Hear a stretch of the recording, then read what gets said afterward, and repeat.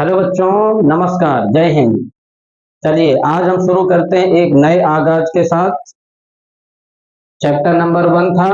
इसमें आज हम पढ़ेंगे वैद्युत द्विध्रुव की अच्छी स्थिति में वैद्युत क्षेत्र की तीव्रता और वैद्युत द्विध्रुव की निरक्षी स्थिति में वैद्युत क्षेत्र की तीव्रता। बच्चों, हमने इसके पहले लेक्चर्स में क्या क्या पढ़ा था? वैद्युत द्विध्रुव क्या है, वैद्युत द्विध्रुव आघूर्ण क्या है, और एक समान बाह्य वैद्युत क्षेत्र में स्थित द्विध्रुव पर लगने वाले बलयुग्म का आघूर्ण। इतनी चीजों को हमने इसके पहले के लेक्चर्स में पढ़ लिया था। तो चलिए आज हम शुरू करते हैं। अगला टॉपिक क्या है? वैद्युत द्विध्रुव की अच्छी स्थिति में वैद्युत क्षेत्र की तीव्रता। तो इसका हमको निगमन करना है। बहुत ही इंपॉर्टेंट टॉपिक है, परीक्षाओं में इससे पूछा जाता है। दो डेरिवेशन में से एक जो है 100% आता है। तो हम इसकी शुरुआत करते हैं। हमें क्या करना है? वैद्युत द्विध्रुव की अच्छी स्थिति पर वैद्युत क्षेत्र की तीव्रता को हमको फाइंड करना है। कोई वैद्युत द्विध्रुव है, उसकी अच्छी स्थिति में वैद्युत क्षेत्र की तीव्रता कितनी होती है उसको हमको ज्ञात करके लाना है। तो बच्चों, इसके लिए हम क्या करते हैं कि हम एक वैद्युत द्विध्रुव मानते हैं। अब वैद्युत द्विध्रुव क्या था? वैद्युत द्विध्रुव वह इकाई था जिसमें दो बराबर और विपरीत आवेश एक दूसरे से अल्प दूरी 2l पर स्थित होते थे, तो उसको हम वैद्युत द्विध्रुव कहते हैं। तो हमने क्या किया? हमने एक वैद्युत द्विध्रुव ले लिए AB। हमारे पास एक वैद्युत द्विध्रुव क्या है? AB। ये हमने दिखाया कि हमारे पास एक वैद्युत द्विध्रुव है। इसका हमने नाम क्या दे दिया? AB। इसका नाम हमने क्या दिया? AB। वैद्युत द्विध्रुव है, इसका नाम दे दिया हमने AB। AB हमारे पास एक कोई वैद्युत द्विध्रुव है। AB हमारे पास एक वैद्युत द्विध्रुव है। हम जानते हैं कि इस पर कैसा आवेश होता है? एक सिरे पर माइनस आवेश होता है, दूसरे सिरे पर प्लस Q आवेश होता है। और इन दोनों आवेशों के बीच की दूरी क्या होती है? ये भी हम जानते हैं क्या होती है? 2l होती है। इन दोनों आवेशों के बीच की दूरी क्या होती है? 2l होती है। अब इस वैद्युत द्विध्रुव पर हम कोई मध्य बिंदु लेते हैं। तो हमने माना कि यहाँ पर हमारे पास इसका कोई मध्य बिंदु है O। अगर ये मध्य बिंदु होगा तो यहाँ A से O तक की दूरी l होगी और O से B तक की दूरी भी हमारे पास l होगी। इतना समझ रहे हैं? इसके बाद हमें क्या करना है कि इसी अक्ष पर O बिंदु से R दूरी हम आगे चलते हैं। R दूरी, O बिंदु से हम कितना दूरी गए? R दूरी। तो O से हम R दूरी जाकर एक कोई बिंदु लेते हैं P। O से R दूरी पर स्थित हमारे पास कोई बिंदु क्या है? P। इस बिंदु P पर हमको वैद्युत क्षेत्र की तीव्रता फाइंड करके लाना है, ज्ञात करना है कि P पर वैद्युत क्षेत्र की तीव्रता कितनी होगी। तो इस प्लस Q आवेश के कारण जो वैद्युत क्षेत्र की तीव्रता होगी वो बाहर की तरफ होगी। E1 किस दिशा में होगी? BP दिशा में। किस दिशा में होगी? BP दिशा में।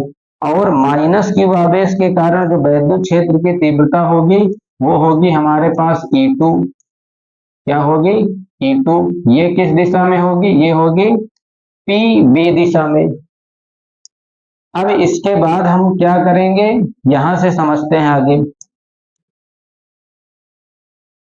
हमने यहाँ पर दिखाया था कि O बिंदु से B बिंदु तक की दूरी L है। इस O बिंदु से B बिंदु तक की दूरी L है और O बिंदु से इस P बिंदु तक की दूरी R है। तो हमको बताना होगा कि इस B बिंदु से P तक की दूरी क्या होगी। तो B बिंदु से P तक की दूरी हमारे पास होगी, अगर O से B तक L है, O से P तक R है, तो B से P तक क्या होगा? ये होगा हमारे पास R माइनस एल। यहां से यहां तक की दूरी हो गई R माइनस एल। क्या हो गई? R minus L. अब आगे हम देखें तो A से O तक हमने L कहा है और O से P तक हमने R कहा है। तो अब ये बताइए कि A बिंदु से या माइनस Q आवेश से इस P तक की दूरी को हम क्या कहेंगे? ये होगा हमारे पास R प्लस एल। तो इस फिगर में हमको इतनी बातों को समझना है। डेरिवेशन बहुत आसान है, बहुत ही इंपॉर्टेंट है। ये परीक्षा में दो डेरिवेशन में से एक ज्यादातर पूछा जाता है। हमने क्या किया, हमने माना कि ए बी एक वैद्युत द्विध्रुव है जिस पर माइनस क्यू और प्लस क्यू आवेश, क्या है, ए बी एक वैद्युत द्विध्रुव है जिस पर माइनस क्यू और प्लस क्यू आवेश है। हमने माना है कि ए बी एक वैद्युत द्विध्रुव है, ए बी एक क्या है, वैद्युत द्विध्रुव है, ए बी एक वैद्युत द्विध्रुव है जिस पर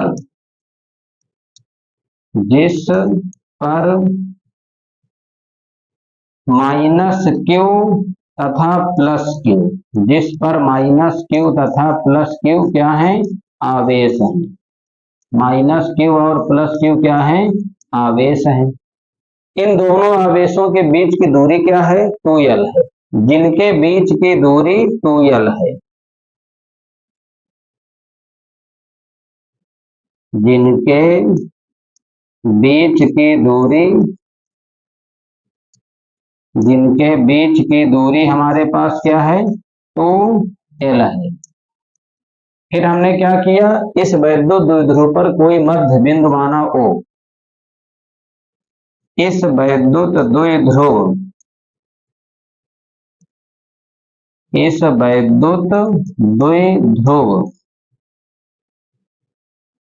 के मध्य बिंदु, इस वैद्युत द्विध्रुव के मध्य बिंदु, उसका नाम क्या दिया हमने, O। O से, मध्य बिंदु O से कितनी दूरी पर, R दूरी पर, R दूरी पर, किस रेखा पर, निरक्षीय रेखा पर, ओ सॉरी अक्षीय रेखा पर,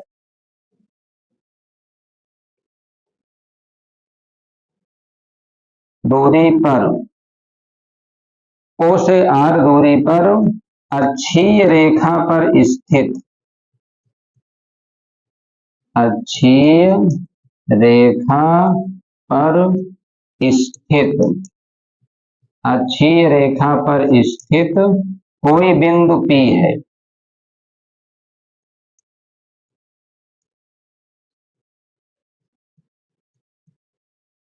कोई बिंदु P है जिस पर हमें क्या करना है, जिस पर हमको वैद्युत क्षेत्र की तीव्रता ज्ञात करनी है, जिस पर वैद्युत क्षेत्र की तीव्रता, जिस पर वैद्युत क्षेत्र की तीव्रता, जिस पर वैद्युत क्षेत्र की तीव्रता ज्ञात करनी है, जिस पर हमको वैद्युत क्षेत्र की तीव्रता क्या करनी है, ज्ञात करनी। हमने क्या किया कि प्लस क्यू आवेश के कारण जो हमने वैद्युत क्षेत्र की तीव्रता कहा है वो E1 है। प्लस क्यू आवेश के कारण, प्लस क्यू आवेश के कारण, प्लस क्यू आवेश के कारण वैद्युत क्षेत्र की तीव्रता, वैद्युत क्षेत्र की तीव्रता E1 तथा माइनस क्यू आवेश के कारण, माइनस क्यू आवेश के कारण E2 है। प्लस क्यू आवेश के कारण वैद्युत क्षेत्र की तीव्रता E1 है और माइनस क्यू आवेश के कारण वैद्युत क्षेत्र की तीव्रता E2 है। तो अब इसके बाद हम क्या करेंगे, अब सबसे पहले हमको निकालना होगा कि प्लस क्यू आवेश के कारण P पर वैद्युत क्षेत्र की तीव्रता हमारे पास कितनी आती है।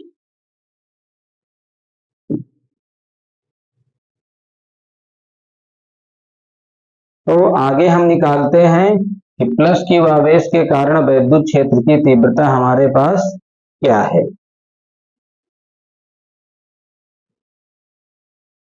तो हम प्लस क्यू आवेश के कारण वैद्युत क्षेत्र की तीव्रता को निकालते हैं।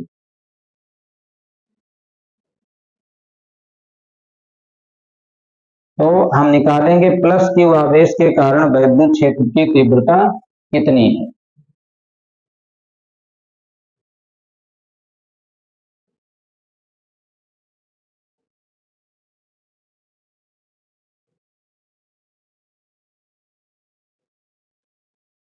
तो हम आगे निकालते हैं प्लस क्यू आवेश के कारण वैद्युत क्षेत्र की तीव्रता क्या होगी।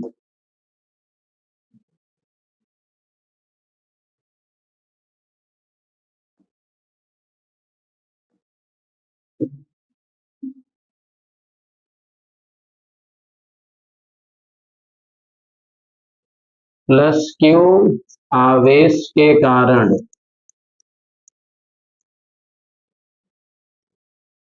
प्लस क्यू आवेश के कारण बिंदु बिंदु P पर वैद्युत क्षेत्र की तीव्रता वैद्युत क्षेत्र की तीव्रता तो प्लस क्यू आवेश के कारण हम वैद्युत क्षेत्र की तीव्रता निकालते हैं। तो प्लस क्यू आवेश के कारण वैद्युत क्षेत्र की तीव्रता हमारे पास होगी, इसको लिखेंगे E1। क्या होगा, 1/4 पाई एप्सिलॉन 0 और Q बटे R स्क्वायर। R का काम कौन करेगा, BP का स्क्वायर। यहां पर इसका हम जब मान रखेंगे तो क्या होगा, E1 बराबर 1/4 पाई एप्सिलॉन नॉट और Q BP का अगर हम मान देखें तो हमने निकाला था R माइनस L का होल स्क्वायर। ये किस दिशा में निकला है, ये निकला हमारे पास BP दिशा, B से P दिशा में। आगे हम निकालेंगे कि माइनस क्यू आवेश के कारण वैद्युत क्षेत्र की तीव्रता क्या होगी। आगे हम निकालते हैं माइनस क्यू आवेश के कारण, माइनस क्यू आवेश के कारण, माइनस क्यू आवेश के कारण बिंदु P पर वैद्युत क्षेत्र की तीव्रता, वैद्युत क्षेत्र की तीव्रता। तो अगर हम निकालेंगे माइनस क्यू आवेश के कारण P पर वैद्युत क्षेत्र की तीव्रता क्या होगी, तो इसको हमने नाम दिया E2। क्या होगा, 1/4 पाई एप्सिलॉन नॉट और Q माइनस Q को हमने A बिंदु पर दिखाया था, हो जाएगा AP स्क्वायर। ये हमने किस दिशा में निकाला है, ये PA दिशा में, PA दिशा में ये हमने निकाला PA दिशा में।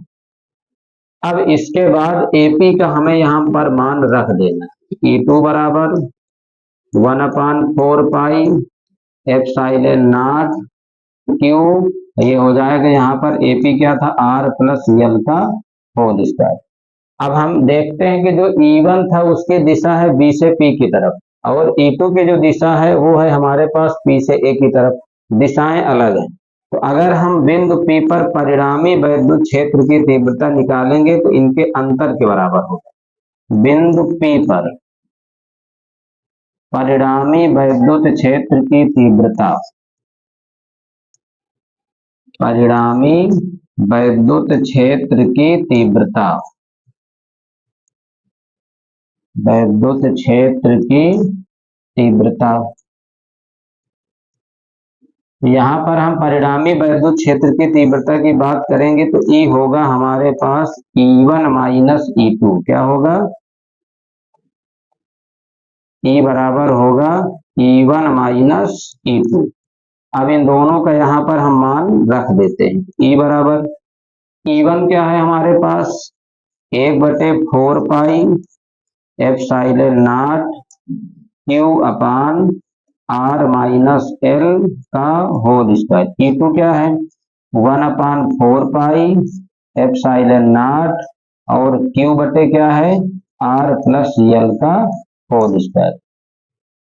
यहां तक समझ रहे हैं।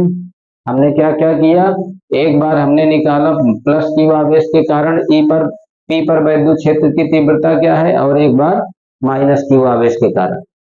फिर हमने देखा कि प्लस क्यू आवेश के कारण जो वैद्युत क्षेत्र की तीव्रता की दिशा और माइनस क्यू आवेश के कारण जो वैद्युत क्षेत्र की तीव्रता की दिशा है वो अलग अलग, तो इसलिए इनका जो परिणामी होगा वो इन दोनों तीव्रताओं के अंतर के बराबर होगा। इसको आगे जब हम सॉल्व करेंगे तो हमें यहां से कॉमन कराना है Q upon 4 pi epsilon not को। तो हमने यहां से कॉमन कर दिया। क्या कॉमन कर दिया? कॉमन कराते हैं। तो हमने यहां से कॉमन किया 1/4 पाई एप्सिलॉन नॉट और Q भी कॉमन कर दिया। कॉमन हमने किया Q/4 पाई एप्सिलॉन नॉट, इतना हमने कॉमन कर दिया। तो यहाँ पर हमारे पास क्या बचेगा? तो यहाँ पर हमारे पास क्या बचता है? यहाँ पर बचेगा r माइनस एल का होल स्क्वायर, यहाँ आगे हो जाएगा r प्लस एल का होल स्क्वायर। तो यहाँ पर आएगा 1/r माइनस एल का होल स्क्वायर माइनस होगा 1/r प्लस एल का होल स्क्वायर। इस तरीके से कितना हमको प्राप्त हो रहा है। आगे जब इसकी हम बात करेंगे तो E बराबर अब क्या होगा? Q बटे 4 पाई एप्सिलॉन नॉट, इसका हम एलसीएम ले लेते हैं। एलसीएम क्या हुआ? r माइनस एल का whole square into r plus L का होल स्क्वायर, ये यहाँ पहुंच जाएगा। r प्लस एल का होल स्क्वायर माइनस हो जाएगा r माइनस एल का होल स्क्वायर। इसके आगे इसको हम सॉल्व करते हैं। तो अब क्या होगा? E बराबर Q upon 4 pi epsilon not, चलिए इसका प्रसार करते हैं। r प्लस एल का होल स्क्वायर करेंगे, क्या होगा? r स्क्वायर प्लस क्या होगा? एल स्क्वायर प्लस क्या होगा? 2rl, ऐसा होगा। इसका प्रसार करेंगे तो क्या आएगा? Minus r square minus L square minus minus क्या हो जाएगा? Plus 2rl। यहाँ पर अगर हम ध्यान दें तो इसमें जो लिखा r माइनस एल का whole square, r plus L का होल स्क्वायर, इनके दोनों को वर्ग को हम एक साथ लिखें तो r minus L into R plus L को हम लिख सकते हैं r square minus L square, पूरे में क्या लगा सकते हैं? Whole square. आगे इसको जब सॉल्व करेंगे तो हमें क्या मिलता है? हमने क्या देखा? ये प्लस आर स्क्वायर से माइनस का आर स्क्वायर कट गया, प्लस एल स्क्वायर से माइनस का एल स्क्वायर कट गया।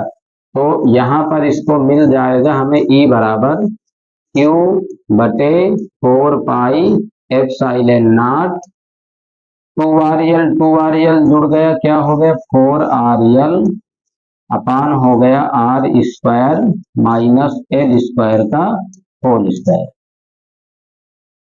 ऐसा मिलेगा। इसके आगे हम क्या करते हैं कि इसको हम इस रूप में लिख सकते हैं 1/4 पाई एप्सिलॉन नॉट, इसको हमने ऐसा लिख दिया।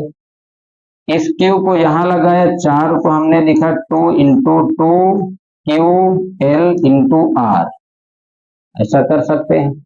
अपान क्या है?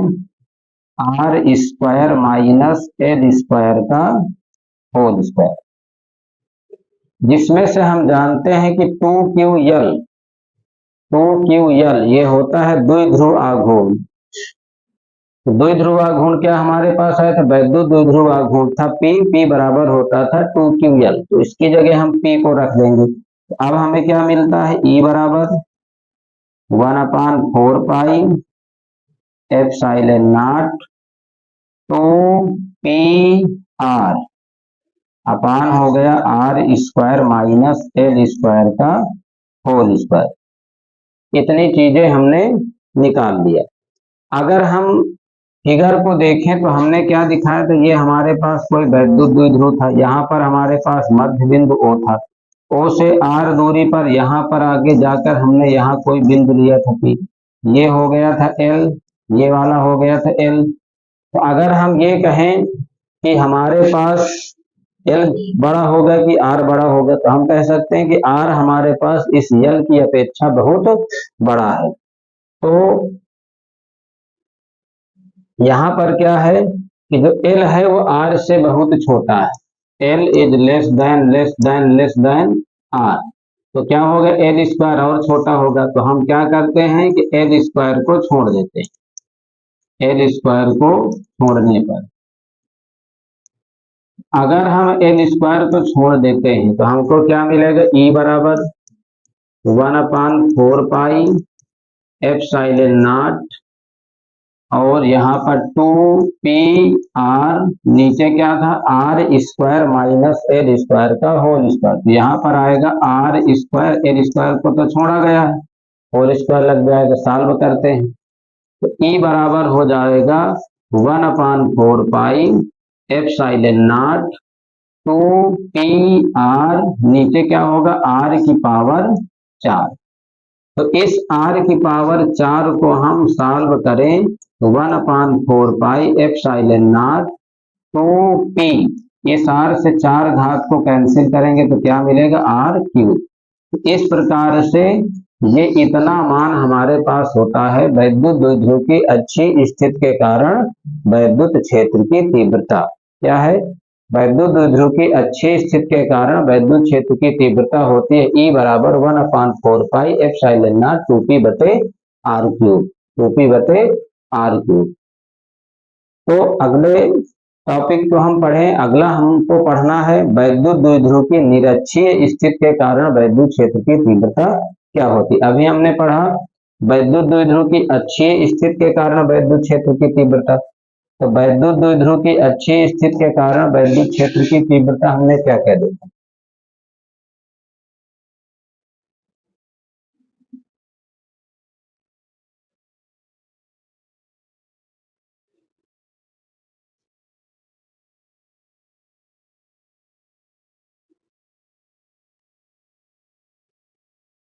तो अगला टॉपिक हम चलते हैं।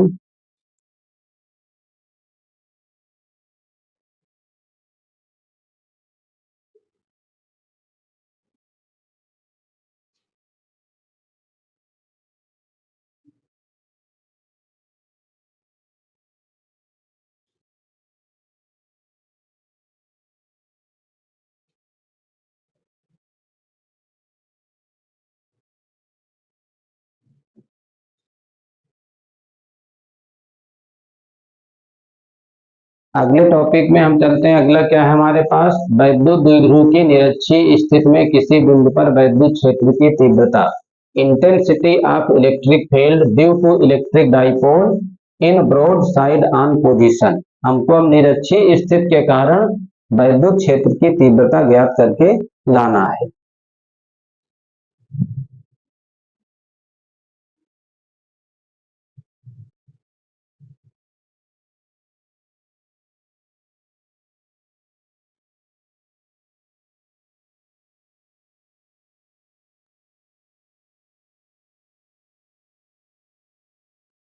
तो चलिए इसके लिए करते हैं, क्या करेंगे हम, तो हमको वैद्युत द्विध्रुव की निरक्षीय स्थिति के कारण वैद्युत क्षेत्र की तीव्रता हमको फाइंड करना है।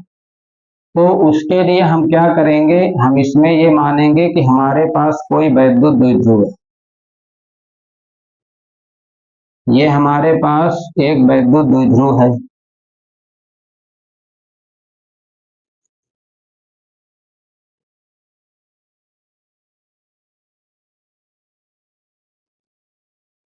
हमने ये दिखाया कि ये हमारे पास कोई एक वैद्युत द्विध्रुव है, इसका नाम हमने दे दिया ए बी,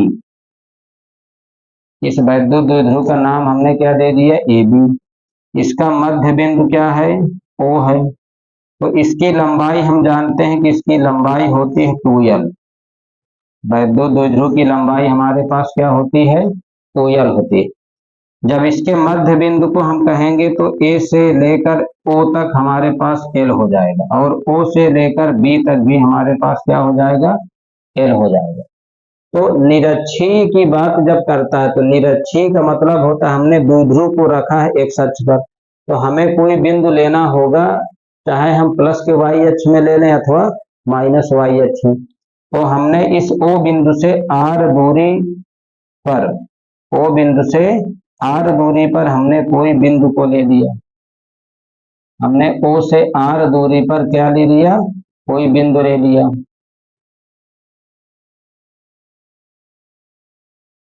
तो ओ से आर दूरी पर हमने यहाँ पर कोई बिंदु लिया है पी, यहाँ पर कोई बिंदु है हमारे पास पी। इस P बिंदु पर हमको वैद्युत क्षेत्र की तीव्रता ज्ञात करनी। तो अगर हम इस P को A और B से मिला दें, हमने P बिंदु को मिलाया कहाँ से? A बिंदु से। इसी P को हमने कहाँ से मिला दिया? B बिंदु से। तो यहाँ पर कुछ एंगल बनेगा, वो होगा हमारे पास कितना? थीटा। तो इस कारण यहाँ जो P पर वैद्युत क्षेत्र की तीव्रता होगी उसके दो घटक हो जाएंगे। इस तीव्रता के हमारे पास कितने घटक होंगे? दो घटक। तो एक घटक होगा लंबवत घटक। तो लंबवत घटक में देखा जाए, हमने ए बी द्विध्रुव लिया था, यहाँ पर क्या था? माइनस क्यू आवेश, यहाँ पर था हमारे पास प्लस क्यू आवेश। तो प्लस क्यू आवेश के कारण जो वैद्युत क्षेत्र की तीव्रता का लंबवत घटक होगा वो होगा हमारे पास E1 साइन थीटा। क्या होगा? E1 sine theta. और माइनस क्यू आवेश के कारण जो घटक होगा वो होगा हमारे पास E2 साइन थीटा। ये हो जाएगा E2 sine theta. Plus Q आवेश के कारण वैद्युत क्षेत्र की तीव्रता के जो दो घटक हैं वो E1 साइन थीटा और E2 साइन थीटा हो गए। प्लस क्यू के कारण हो गया E1 sine theta, minus Q के कारण हो गया E2 साइन थीटा। ये घटक परस्पर लंबवत और बराबर होने से ये आपस में निरस्त हो जाते हैं। जो क्षैतिज घटक होंगे कुछ ऐसे होंगे। इसके जो क्षैतिज घटक बनेंगे कुछ इस प्रकार से हैं। यहाँ पर इनके क्षैतिज घटक, ये यहाँ पर क्या है? क्षैतिज घटक है।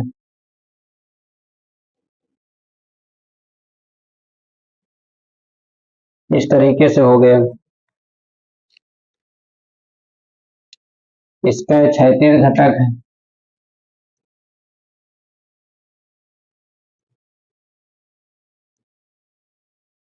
यहाँ पर होगा हमारे पास E1 cos थीटा क्षैतिज घटक, प्लस क्यू आवेश के कारण हो गया E1 cos theta, minus Q आवेश के कारण इसका क्षैतिज घटक होगा E2 cos थीटा। और यहाँ पर हमको E का मान निकाल लेना होगा। तो E हम निकालेंगे E1 cos theta plus E2 cos theta करके। तो ये हमको इतना फिगर है हमारे पास जब निरक्षीय स्थिति पर किसी बिंदु को माना जाए। तो हमने क्या किया कि ए बी कोई वैद्युत द्विध्रुव माना है जिस पर हमारे पास माइनस क्यू और प्लस क्यू आवेश है, जिस पर माइनस क्यू और प्लस क्यू आवेश है, और जिनके बीच की दूरी हमारे पास क्या है? 2l।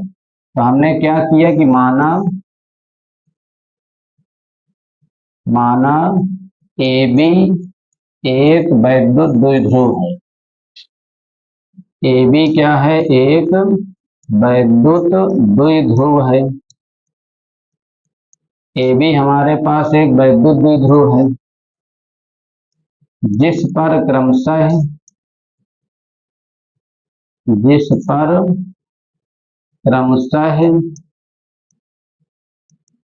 माइनस क्यू तथा ऐसा आवेश, माइनस क्यू तथा प्लस क्यू आवेश है, माइनस क्यू तथा प्लस क्यू आवेश हैं, और जिनके बीच की दूरी 2l है,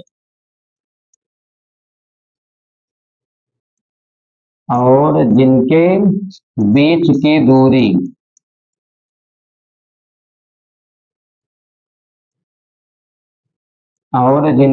की दूरी क्या है? 2l है। इन दोनों आवेशों के बीच की दूरी क्या थी? 2l थी। इस वैद्युत द्विध्रुव के मध्य बिंदु O से, इसके मध्य बिंदु O से, इसके मध्य बिंदु O से कितनी दूरी पर? R दूरी पर, R दूरी पर। किस रेखा पर? निरक्षीय रेखा पर। R दूरी पर निरक्षीय रेखा पर, निरक्षीय रेखा पर कोई बिंदु कौन सा है? P है। निरक्षीय रेखा पर कोई बिंदु P है जिस पर हमको वैद्युत क्षेत्र की तीव्रता ज्ञात करनी है, जिस पर वैद्युत क्षेत्र की तीव्रता ज्ञात करनी है। इस बिंदु पर हमको वैद्युत क्षेत्र की तीव्रता क्या करनी है, ज्ञात करनी है। तो हमने क्या किया, ए बी हमारे पास एक वैद्युत द्विध्रुव था, इस पर हम जानते हैं माइनस क्यू और प्लस क्यू आवेश होता है, बीच की दूरी 2l होती है, इसका मध्य बिंदु O है। इस O मध्य बिंदु से r दूरी पर निरक्षीय रेखा पर हमने कोई बिंदु P लिया, इस P बिंदु पर हमको वैद्युत क्षेत्र की तीव्रता ज्ञात करके लानी है। तो इस तीव्रता E के हमारे पास दो घटक हैं, लंबवत घटक E1 sin थीटा और E2 sin थीटा, परस्पर बराबर लेकिन विपरीत, ये आपस में बराबर होंगे और विपरीत होंगे, इस कारण ये आप क्या होंगे, आपस में निरस्त हो जाते हैं। तो क्षैतिज घटक काम करेंगे E1 cos थीटा और E2 cos थीटा। तो इसके आगे जब हम करते हैं तो क्या करेंगे, हम लिखेंगे इस वैद्युत क्षेत्र की तीव्रता के दो घटक, क्या किया था देखिए, यहां पर हमारे पास क्या था, हमने ये सब दिखाया, इसके बाद हमने दिखाया कि वैद्युत क्षेत्र की तीव्रता हमको ज्ञात करना, लेकिन इस तीव्रता के हमारे पास दो घटक हो जाते हैं। वैद्युत क्षेत्र की तीव्रता E के दो घटक, वैद्युत क्षेत्र की तीव्रता, वैद्युत क्षेत्र की तीव्रता E के दो घटक, पहला लंबवत घटक,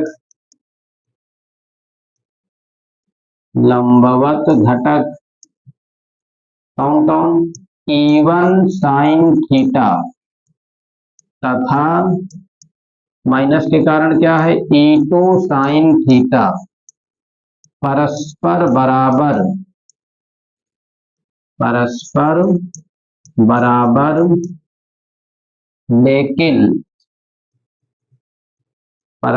बराबर लेकिन विपरीत होने के कारण, बराबर हैं और कैसे हैं, विपरीत, बराबर हैं और विपरीत हैं, विपरीत होने के कारण क्या होंगे, निरस्त हो जाते हैं, मतलब इनका परिणामी हमारे पास शून्य आ जाता है, निरस्त हो जाते हैं। क्षैतिज घटक हमारे पास कौन होंगे, फिर दूसरा क्षैतिज घटक,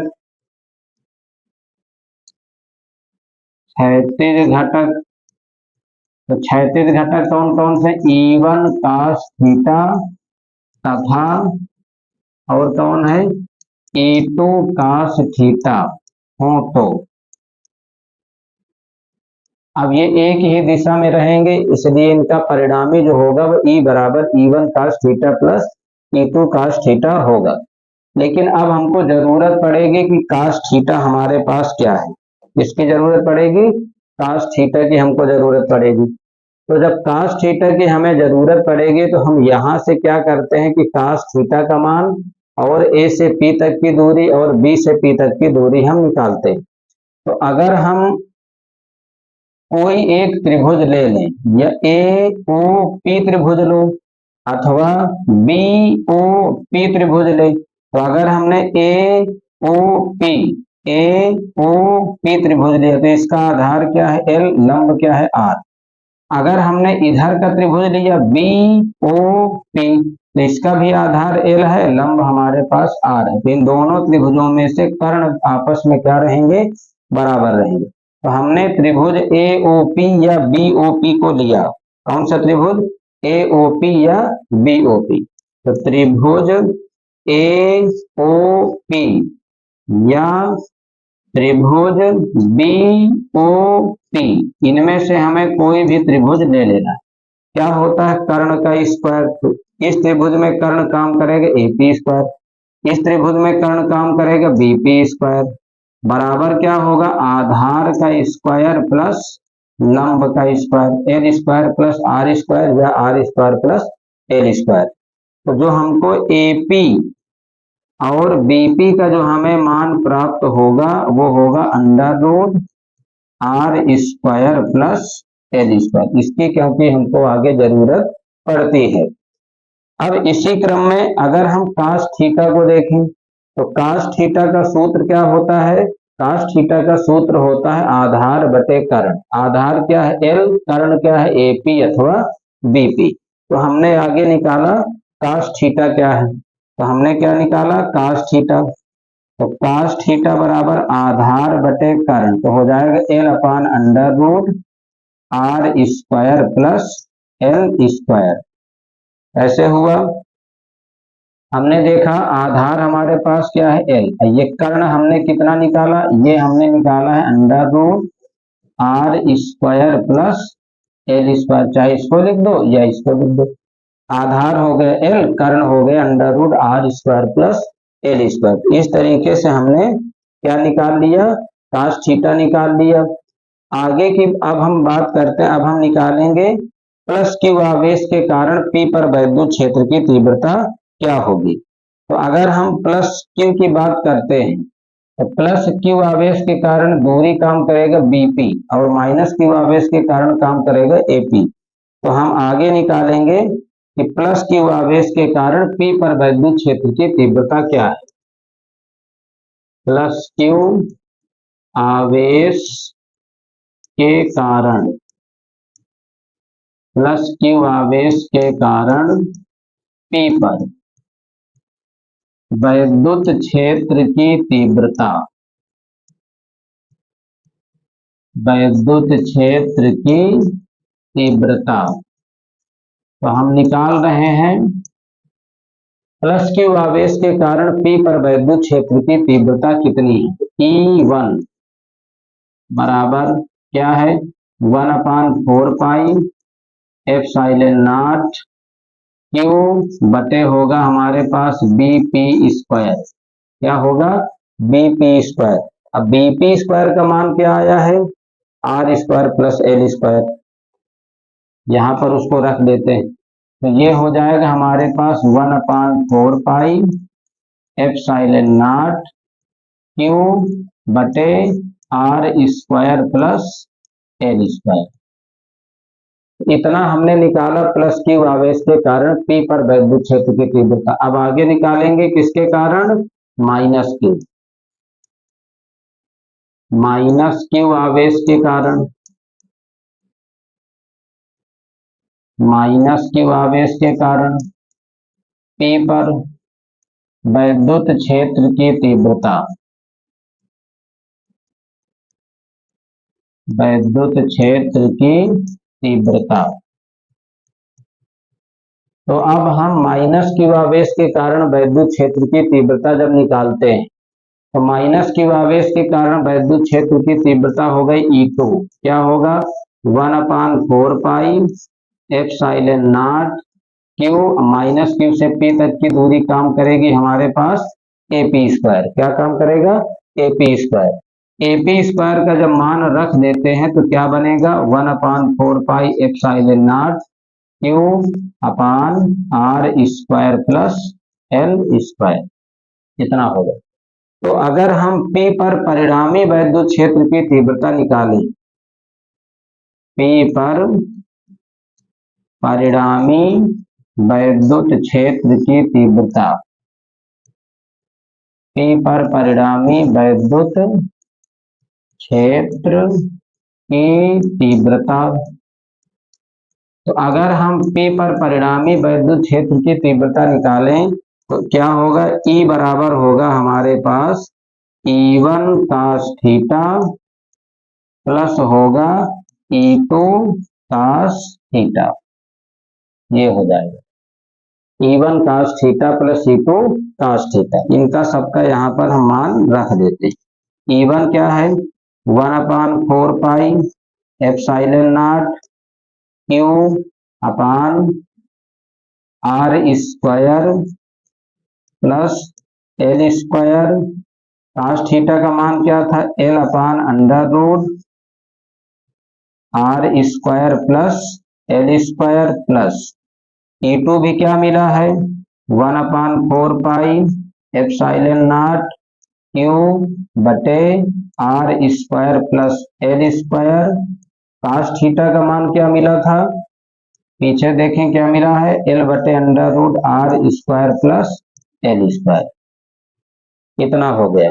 अब इनको अगर हम जोड़ देते हैं तो जोड़ने से हमको क्या मिलता है, ई बराबर 1/4 पाई एप्सिलॉन नॉट क्यूएल जुड़ेगा क्या होगा 2QL अपान हो जाएगा R square plus L square into under root R square plus L square. ये इतना हो जाता है, इतना हो गया।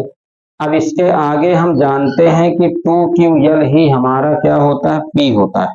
2QL हमारे पास क्या होता है, P होता है।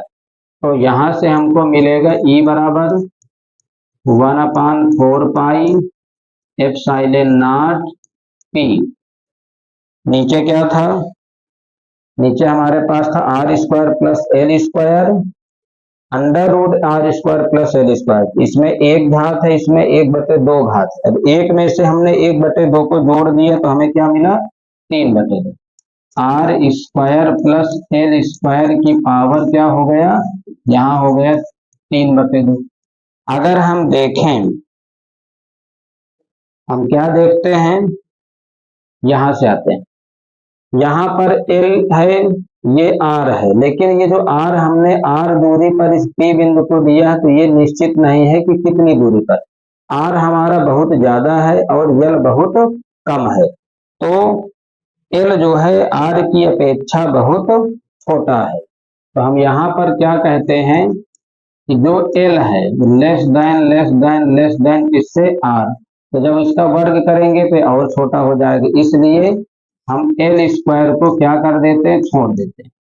एल स्क्वायर को क्या कर देते हैं, छोड़ देते हैं। छोड़ने पर अगर हमने एल स्क्वायर को छोड़ दिया, अगर एल स्क्वायर को हमने छोड़ा तो हमें क्या मिलेगा, ई बराबर 1/4 pi epsilon nought P upon R square की पावर होगा 3/2। अब ये 2 से 2 हमने कैंसिल कर दिया, तो E क्या हो जाता है 1/4 पाई एप्सिलॉन नॉट और P बटे आर क्यूब, क्या हो जाता है P बटे आर क्यूब। तो इस प्रकार से ये हमने निगमन किया वैद्युत द्विध्रुव की निरक्षीय स्थिति पर वैद्युत क्षेत्र की तीव्रता। तो वैद्युत द्विध्रुव की निरक्षीय स्थिति पर वैद्युत क्षेत्र की तीव्रता निकालने के लिए हमने क्या क्या देखा, सबसे पहले हमने एक वैद्युत द्विध्रुव माना AB। इस वैद्युत द्विध्रुव पर हम जानते हैं कि हमेशा -Q और +Q आवेश होते हैं और दोनों आवेशों के बीच की जो दूरी होती है वो क्या होती है 2L होती है। फिर हमने क्या किया कि इस वैद्युत द्विध्रुव का कोई मध्य बिंदु मान लिया O, मध्य बिंदु माना हमने कौन सा O से R दूरी पर निरक्षीय रेखा पर ये स्थित यहाँ पर कोई बिंदु मान लिया तो P है। इस P बिंदु पर हमको क्या ज्ञात करना है, वैद्युत क्षेत्र की तीव्रता ज्ञात करके लाना था। तो हमने क्या किया, इस P बिंदु को एक बार A से मिलाया, इसी बिंदु को P से मिलाया, B से मिलाया, यहाँ कुछ कोण बन गए हमारे पास, क्या बने, थीटा बन गए। तो जिस कारण इस P पर जो वैद्युत क्षेत्र की तीव्रता है उसके हमारे पास दो घटक हो जाते हैं, एक होगा लंबवत घटक E1 sin थीटा और E2 sin theta. Plus Q आवेश के कारण हो गए E1 sin theta, minus Q आवेश के कारण हो गए E2 sin थीटा। लेकिन ये दोनों आपस में बराबर होंगे और विपरीत होंगे, इस कारण ये आपस में इनका परिणामी शून्य हो जाता है। ये या हम कह सकते हैं कि आपस में निरस्त हो जाते हैं। जो इसके क्षैतिज घटक हैं वो क्या है, E1 cos थीटा और E2 cos थीटा। ये एक ही दिशा में है, ये एक ही दिशा में है, तो जिस कारण से इनका जो परिणामी होगा वो E बराबर E1 cos theta plus E2 cos theta के बराबर होगा।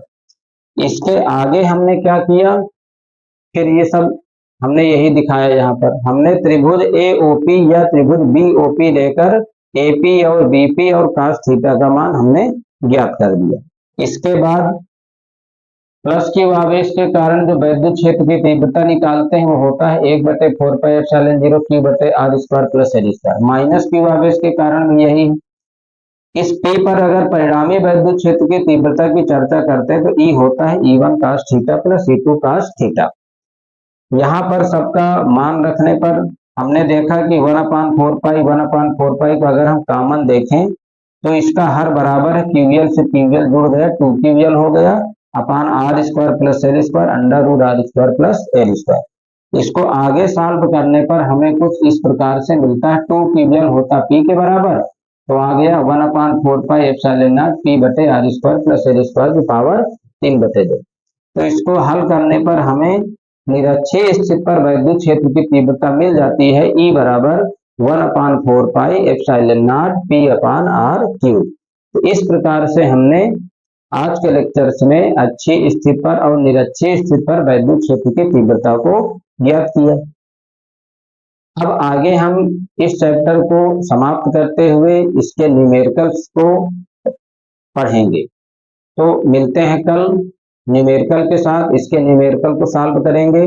न्यूमेरिकल सॉल्व करने के बाद हम आपको इसके सेकंड भाग का पहला चैप्टर फिर अगले वीडियो में चर्चा इसकी करते हैं। Thank you watching for this video.